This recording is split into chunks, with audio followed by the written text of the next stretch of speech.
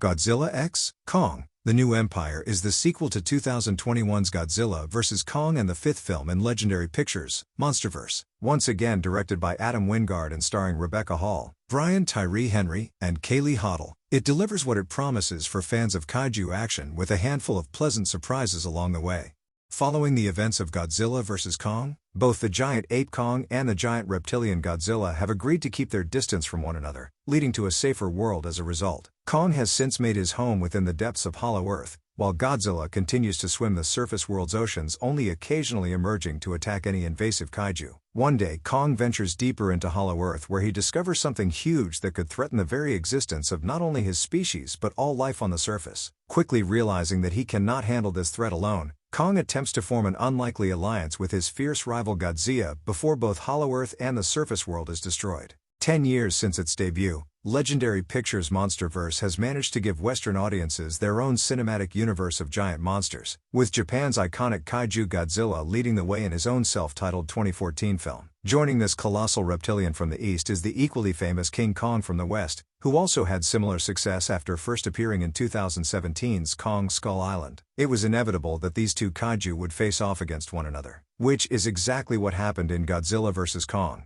marking the first time since 1962 that both monsters have appeared in the same movie together. After that fight ended in a decisive draw, it seemed uncertain what direction things would head from there. But in Godzilla x Kong, The New Empire, we see the pair working together in an entertaining follow-up that once again showcases great special effects and that signature kaiju destruction. Rather than focus on two separate stories at once, this time the plot is mostly centered around Kong by himself. Though he is a powerful and respected figure among the inhabitants of Hollow Earth, Kong still needs to assert his dominance whenever necessary. Much like any gorilla, he demonstrates this through physical combat and by roaring loudly while pounding his chest. However, like any primate, curiosity gets the better of him, as he decides to explore further into Hollow Earth to find out what lies beneath. Of course, what he ends up discovering poses a threat to his position of power, which later leads to some interesting lore about the origins of both Kong and the other kaiju who call this planet home. These scenes are what I would consider to be the best parts of the film, as they allow us to see that Kong isn't just a mindless monster who wants to destroy everything he sees, but in fact, a curious animal with a natural instinct to remain at the top of the food chain.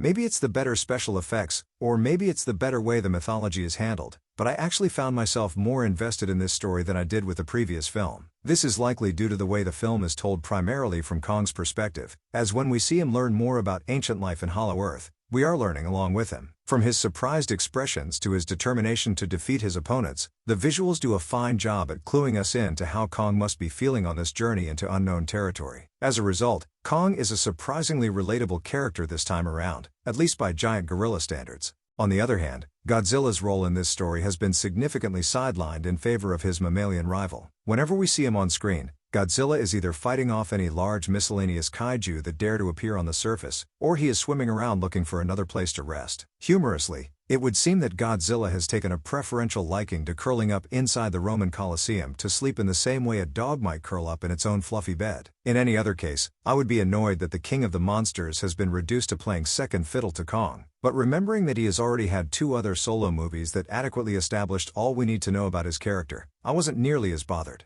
As is usually the case with giant monster movies, there are plenty of action sequences and scenes of chaotic destruction that are sure to keep audiences satisfied with what they've paid to see. For example, we see Kong punching his way through large, mysterious creatures who attack him, and we watch Godzilla smashing through skyscrapers and other landmarks to destroy any other kaiju that threaten his territory. Out of all these parts, I found the scenes with Kong to be the most exciting, due to him being the more emotionally sympathetic of the two monsters. That's not to say I didn't enjoy Godzilla's scenes at all, as he certainly has some memorable moments too, especially during the film's climax. It's worth noting that most of the time Kong is merely defending himself from opposition, while Godzilla is usually the instigator of his large-scale fights.